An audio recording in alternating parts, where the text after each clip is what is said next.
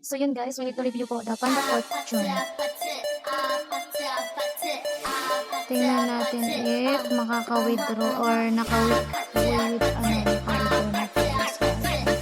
Kinita dito sa Panda Fortune. So ito na nga siya guys.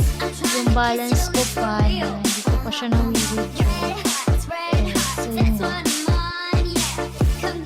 Then meron na akong withdraw ng nakarang araw. Ano na ngayon? Isang araw na ngayon, dalawang araw na ngayon.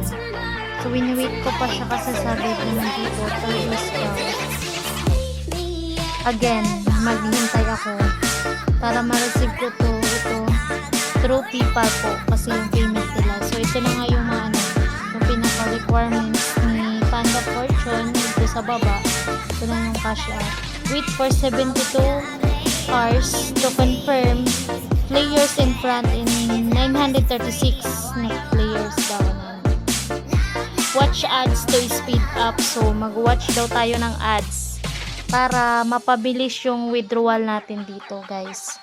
So ito, gagawin ulit natin to. Mag-wait ulit tayo dito sa withdrawal natin guys. Then meron pa akong susunod na withdrawal is 125,000.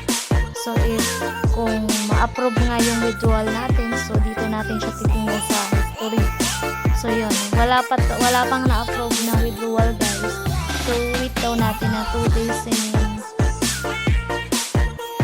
days and a half if maka-withdraw nga talaga tayo. So yun nga, mag-play ulit tayo ng ano dito, earnings. So yun, mag-click lang daw tayo ng mga ads para Lagi ka bang nilalamangan ang mga donate app? Yung nang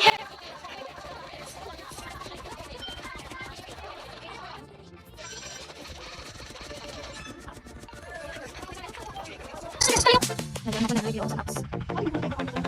Okay, kailangan. Kung sa natin, so ito na guys, mga ads.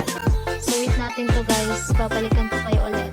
So hanggang dito na lang yung ating review dito sa apps na.